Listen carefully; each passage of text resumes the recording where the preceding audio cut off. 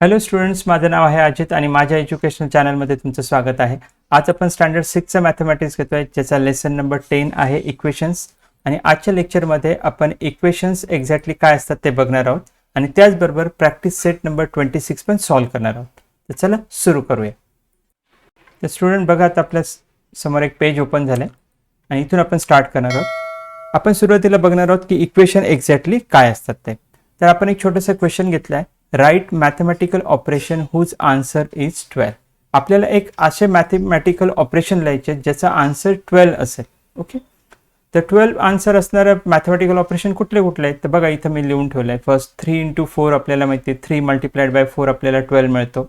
14 - 2 12 मिळणार आहे. 24 / 2 केला तरी आन्सर 12 येणार आणि 10 + 2 केलं तरी आन्सर 12 येणार. ओके, म्हणजे असे डिफरंट ऑपरेशन असू शकतात की ज्याचा आन्सर 12 असू शकतं. ओके, असं. मग आता याच्यातलं आपण काय केलं, याच्यातले आपण कुठले तरी 2 ऑपरेशन्स रँडमली सिलेक्ट केले. जसं आता मी हा सिलेक्ट करतोय 3 × 4, तो मी इकडं लिहिला आणि 10 + 2 इकडं लिहिलेला.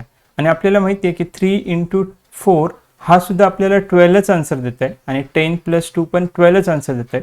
दोघांचा आन्सर किंवा दोघं ऑपरेशनचा रिझल्ट सेम आहे, म्हणून मी मध्ये इक्वल टूचं साईन पण लिहून टाकलेलं आहे. ओके, तर मग हे जे आपल्यासमोर आता तयार झालेलं आहे 3 × 4 = 10 + 2, यालाच आपण म्हणतो इक्वेशन. मग आता हे इक्वेशन म्हणजे कसं असतं, तर इक्वेशन आपण त्याला असं म्हणूया, it is an expression of equality. एक असं एक्सप्रेशन असतं की ज्याच्यामध्ये इक्वल टू साईन असतं आणि इक्वल टू साईन असल्याबरोबरच त्याचा LHS आणि RHS हा बॅलन्स असतो. बॅलन्सचा मिनिंग असा झाला की LHS असेल किंवा RHS असेल, म्हणजे राईट हँड साईड असेल, दोघांच्या ठिकाणी डिफरंट मॅथमॅटिकल ऑपरेशन असू शकतात, पण दोघांचा रिझल्ट किंवा जो यील्ड आहे तो मात्र सेमच असतो. म्हणून मध्ये आपण इक्वल टू साईन देतो आणि म्हणूनच आपण त्याला बॅलन्स म्हणतो. तर हा जो फॉर्म आहे, हे जे एक्सप्रेशन ऑफ इक्वॅलिटी आहे, यालाच आपण म्हणतो इक्वेशन. ओके, तर मग लक्षात ठेवा, इक्वेशन अशा प्रकारे आपण लिहितो. इक्वेशनमध्ये इक्वल टू साईन नेहमी असतं.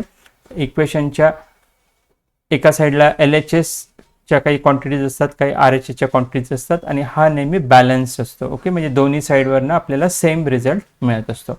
मग याच्यात आपण अजून वेगवेगळे फॉर्म लिहू शकतो का, वेगवेगळे प्रकार तर लिहू शकतो. बघा, जसं आता आपण 3 × 4 घेतलं होतं आणि 10 + 2 घेतलं होतं, तसंच आपण 14 - 2 = 24 / 2 पण करू शकतो. बघा, मी इथे लिहून दाखवतो तुम्हाला. 14 - 2 = 24 / 2. हा सुद्धा एक प्रकारचा इक्वेशनच झाला. ओके, तर असे वेगवेगळे इक्वेशन्स आपण लिहू शकतो. याच्या LHS किंवा RHS म्हणजे राईट हँड साईड, हे आपण एक्सचेंज पण करू शकतो. त्या ठिकाणी वेगवेगळ्या व्हॅल्यू लिहू शकतो. फक्त कंडिशन एकच आहे, सगळ्यांचं जे रिझल्ट आहे, जे आन्सर आहे ते 12च यायला पाहिजे. तर हे असतं इक्वेशन. आता आपण प्रॅक्टिस सेट नंबर 26 कडे जाऊ. याच्यात असं म्हटलंय, different mathematical operations are given in the 2 rows below. Find out the number you get in each operation and make equations. बघा, ह्या क्वेश्चन मध्ये असं म्हटलंय की खाली वेगवेगळे मॅथमॅटिकल ऑपरेशन्स दिलेले आहेत, 2 रोज दिलेले आहेत. बघा, ही रो नंबर 1 आहे, ही रो नंबर 2 आहे. याच्यात हे दिलंय आणि पुढे त्यांनी असं म्हटलं की find out the number you get in each operation. प्रत्येक ऑपरेशनमध्ये मिळणारा नंबर फाइंड करा अँड मेक द इक्वेशन्स, आणि इक्वेशन तयार करा.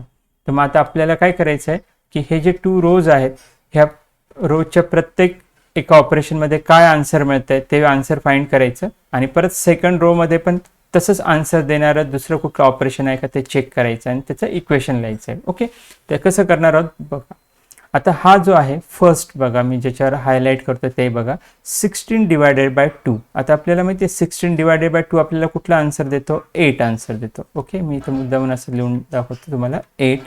ओके, तर फर्स्ट रो मध्ये हे आहे फर्स्ट ऑपरेशन जे 8 आन्सर देतं. आता सेकंड रो मध्ये जाऊ आपण. ह्या रो मध्ये इथं 8 आन्सर देणारा कुठला ऑपरेशन आहे तर आपण नीट चेक केलं तर आपल्याला दिसेल हा जो आहे 10 - 2 हा पण आपल्याला 8 हे आन्सर देतोय. ओके, याचा मिनिंग असं झालं की 16 / 2 = 10 - 2 आपण करू शकतो. म्हणून बघा, मी आन्सरमध्ये फर्स्ट इक्वेशन हे लिहिलंय, 16 / 2 = 10 - 2. तुम्ही नीट चेक करा, दोघांचे आन्सर्स सेम येतात. नंतर आपण हे बघूया सेकंड ऑपरेशन. इथं 5 इंटू 2 दिलं आहे आपल्याला, माहिती 5 इंटू 2 10 असतं. तर सेकंड रो मध्ये चेक करू तर 10 आन्सर देणारं हे आहे बघा ऑपरेशन 37 मायनस 27. म्हणून आपण 5 into 2 is equal to 37 minus 27 असं इक्वेशन लिहिणार. बघा हे सेकंड इक्वेशन लिहिलंय 5 into 2 is equal to 37 minus 27. हे इक्वेशन आहे, दोन्ही साईड बॅलन्स झालेले आहेत. ओके, त्यानंतर नेक्स्ट घ्या 9 प्लस 4. आता 9 प्लस 4 किती येतो? 13 येतो. मग आपण इथे चेक करूया, इथे 13 आन्सर देणारं कुठलं ऑपरेशन आहे तर हे आहे बघा 6 प्लस 7. म्हणजे मग 9 प्लस 4च्या इक्वल आपण काय लिहू शकतो? 6 प्लस 7. मग मी थर्ड इक्वेशन लिहिलंय 9 plus 4 is equal to 6 plus 7. आता फोर्थ ऑपरेशन घेऊया फर्स्ट रो मधलं 72 डिवायडेड बाय 3. बघा ही डिव्हिजन तुम्हाला कदाचित रफमध्ये करून बघावे लागेल. 72 डिवायडेड बाय 3 किती होतात? तर हे 24 होतात. आधी आपण 3 2 जा 6 करणार आणि नंतर 3 4 जा 12. तर 24 आन्सर आहे याचं. मी तुम्हाला इथे लिहितो 24. ओके, तर आपल्याला सेकंड रो मध्ये बघायचं की 24 आन्सर कोण देत आहे.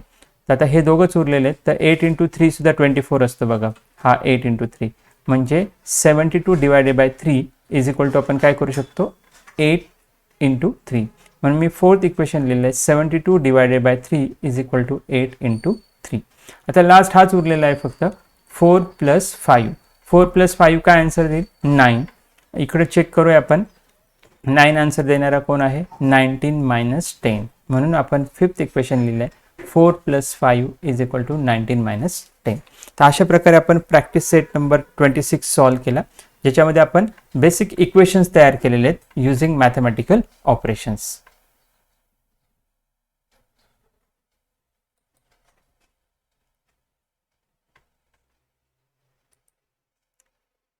तर स्टुडंट्स आजचं लेक्चर इथं संपत आहे. तर तुम्हाला काही डाऊट्स किंवा डिफिकल्टीज असतील तर मला कमेंट सेक्शनमध्ये जरूर विचारा. आणि तुम्ही ह्या चॅनलवर नवीन असाल तर चॅनल जरूर सबस्क्राईब करा. जय हिंद, वंदे मातरम.